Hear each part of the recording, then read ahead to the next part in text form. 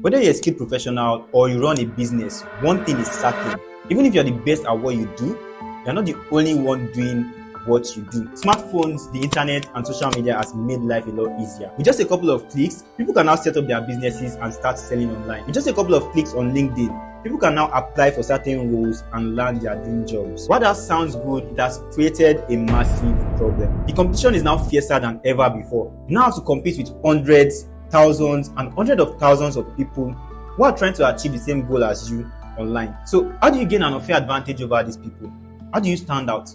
How do you attract the attention of your potential customers or employers online? You need to leverage personal branding. I already laid the foundation in the first part of this series where I talked about the 3 foundational things you need to grow your influence, attract opportunities, and increase your income online.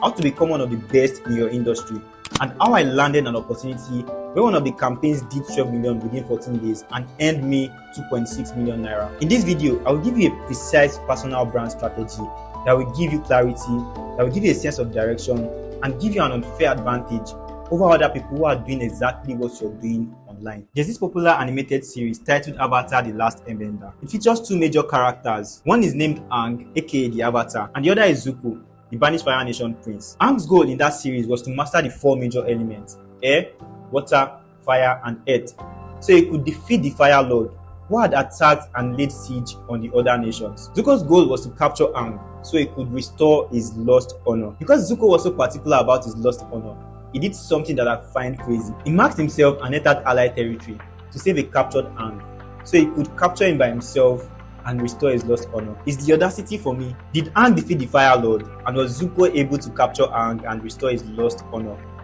That's definitely a story for another day. The whole point of this story is to show you how a purposeful individual is focused and invincible. So, am I suggesting that you become so purposeful and focused that you do something as crazy as what Zuko did?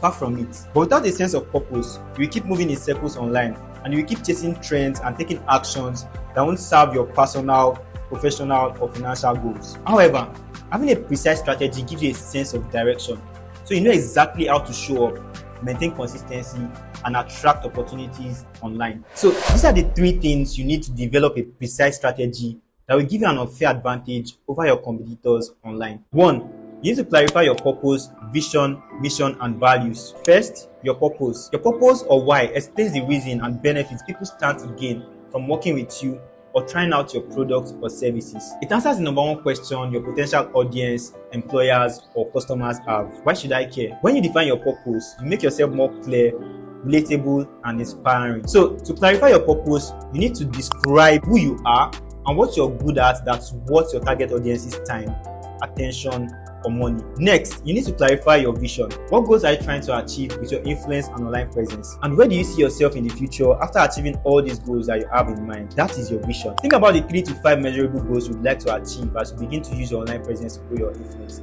That's how you clarify your vision. Next is your mission. Your mission explains the actions you will commit to regularly to achieve your measurable goals or vision. Now, think about the actions you will commit to regularly to deliver value to your target audience and achieve your vision. Lastly, you need to list your values. What attributes and values determine how you think, act, and behave? What values are you willing to live for or die for? As you go about fulfilling your purpose and achieving your vision, you need to make certain decisions that will shape your career and how people perceive you. The more you act in line with your values, the more confident you are in showing up and growing your personal brand. So, make a list of the values you won't compromise on as you work towards achieving your vision. Number 2, you need to differentiate yourself. And the way you do that is by clarifying your unique selling points and crafting a positioning statement. Your unique selling points clarifies how you do things differently from how it is being done in your industry or marketplace. So what unique value or benefit makes you different from others doing the same thing that you do? Note that down. After you've determined your unique selling point, you need to craft your positioning statement. Your positioning statement articulates why your potential audience, your potential employer, or your potential customers should choose you over others. It's also one of the things that will shape the message you push out as you start to show up intentionally online. Your positioning statement is made up of your unique selling point, your target audience, and your promise. Number 3, you need to pay attention to your brand image. People will judge you by your appearance. Only God looks into your heart. So don't assume that because you do good work or you have good intentions, that people will automatically see that. The way you present yourself online has to be impeccable.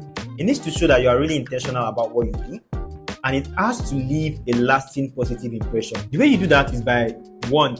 Using professional photos. If you don't have professional photos, you can head over to Pinterest to create a mood board of the kind of shots you'd like to have.